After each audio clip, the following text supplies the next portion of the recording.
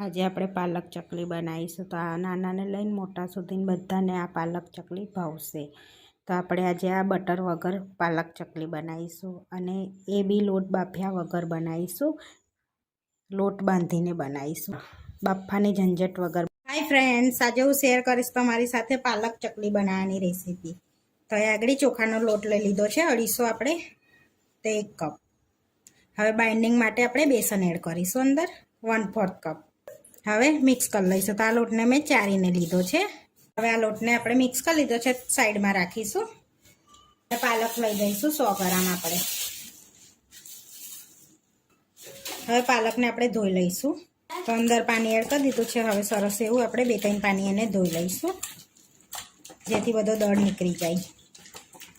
તો અહીંયા 2-3 પાણીએ ધોઈ લીધી છે. હવે સરસ પીસી લઈશું. હવે આપણે એને પીસી લેવાની છે. તો મિક્સરમાં એડ કરી દઈશું. અહીંયા પાણી વગર પહેલાં પીસીશું, કારણ કે અંદર ધોયેલી છે એટલે પાણી થોડું ઘણું તો રહેવાનું. હવે એની અંદર આપણે 3 થી 4 નંગ લીલા મરચાં એડ કરીશું. હવે પીસી લઈશું આપણે એને. તો હવે ચેક કરી લઈશું. તો સરસ આપણે પાલક પીસી લીધી છે. તો આપણે થીક જ રાખી છે. તો આમાં 1 જ ચમચી જેવું પાણી એડ કર્યું હતું મેં. પછી હવે આપણે લોટ બાંધી લઈશું. તો સ્વાદ પ્રમાણે મીઠું એડ કરીશું. તો મીઠું થોડુંક જ એડ કરીશું, જેથી ભાજી ખારી થોડીક આવે છે એટલા માટે. 1 ચમચી જીરું એડ કરીશું. 2 ચમચી તલ એડ કરીશું, જેથી તલનું પ્રમાણ વધારે રાખીશું તો ટેસ્ટ સારો આવશે. 1 ચમચી લાલ મરચું એડ કરીશું. થોડી હળદર એડ કરીશું. હવે આપણે એની અંદર ઘીનું મોવન એડ કરીશું. 2 મોટી ચમચી ઘીનું મોવન એડ કરીશું આપણે. હવે બધું મિક્સ કરી લઈશું આપણે પહેલાં. અને હવે સરસ આપણે એવું મિક્સ કરી લીધું છે. તો આ રીતનું બાઇન્ડિંગ થાય છે લોટમાં. હવે આપણે પાલક એડ કરીશું અને મિક્સ કરી લઈશું આ રીતે. અને સરસ એવો આપણે લોટ બાંધી લઈશું. અહીંયા બીજી બી પાલક આપણે એડ કરી દીધી છે. તો બધી પાલક લઈ લેવાની છે અને જરૂર પડે તો પાણી એડ કરવાનું. હવે થોડુંક પાણી એડ કરીશું આપણે. તો તમે ઘીની જગ્યા પર બટર બી યુઝ કરી શકો છો અને તેલનો બી યુઝ કરી શકાય છે. અહીંયા આગળ મેં 3 થી 4 ચમચી જેવું પાણી લીધું છે. તો આપણે આ રીતનો સોફ્ટ લોટ બાંધી લીધો છે, જોઈ શકો છો આ રીતનો. હવે અડધી ચમચી ઘી એડ કરીશું આપણે. મિક્સ કરી લઈશું આ રીતે. હવે સંચાને આપણે તેલથી ગ્રીસ કરી લઈશું આ રીતે.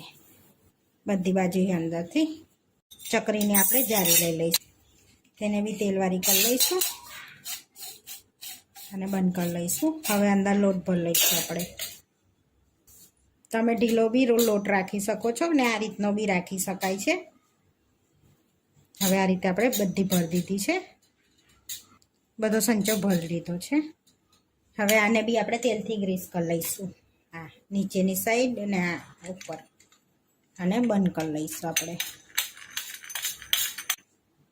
આ રીતની પ્લેટ લઈ લઈશું. એની પર આપણે ચકરી પાડી લઈશું. તો જઈશું અને આ રીતે ગોળ વાળતા બી જઈશું આપણે અંદરથી આ રીતે. તમારે જેટલી મોટી કરવી હોય એટલી મોટી કરી લેવાની તમારે.